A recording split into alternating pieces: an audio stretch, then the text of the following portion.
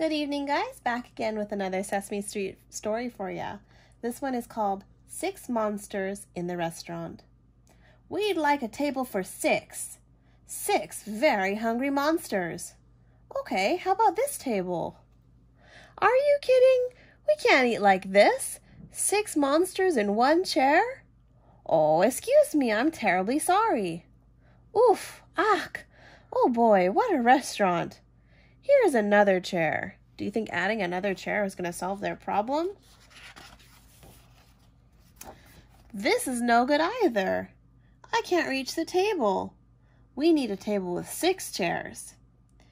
Here you are. At last we can eat. 1, 2, 3, 4, 5, 6. It's about time. Okay, now what do you want to eat? Table! Monsters are silly, aren't they? Delicious! Can I have a leg? Yum, yum. Isn't it good? Norwegian wood. The best kind of wood. Pass the maple syrup. And that was the end of 6 monsters at the table. Now we'll read Goldie, Snuffle, and the 7 Bears. One day, a beautiful golden-haired snuffleupagus named Goldie Snuffle was walking through the woods with her friend Big Bird.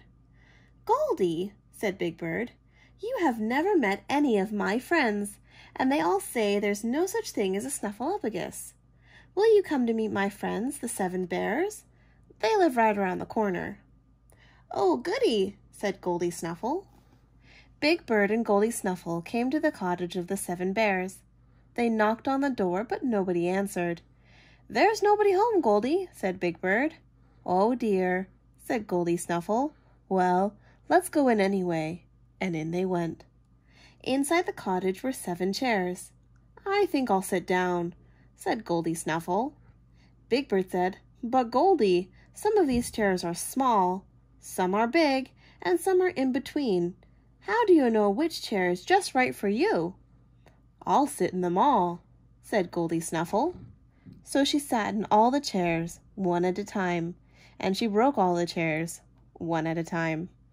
"They were all too small for you, Goldie," said Big Bird. Next, Goldie Snuffle found a table with 7 bowls of spaghetti on it. Goldie Snuffle said, "Some of these bowls of spaghetti are too hot, and some of them are too cold, and some are just right. But I really love spaghetti, so I think I'll eat them all." And she did.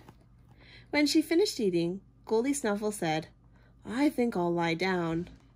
She's a great house guest, isn't she? In the cottage were 7 beds.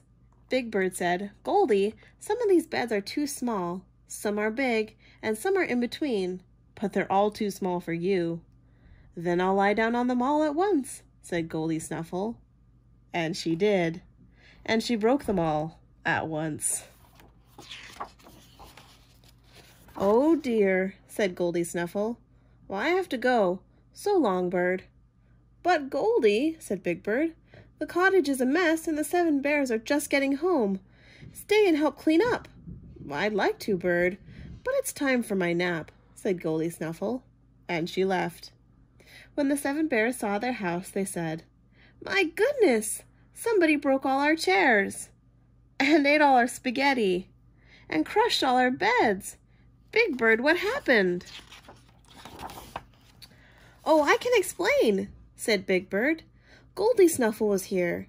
She's a beautiful, golden-haired snuffleupagus, and she loves spaghetti, and she's very big, and—" "Snuffleupagus," said the 7 Bears. "There's no such thing as a snuffleupagus, Big Bird. You sure have some imagination." All right, guys, I'll be back tomorrow with some more for you. Have a good evening.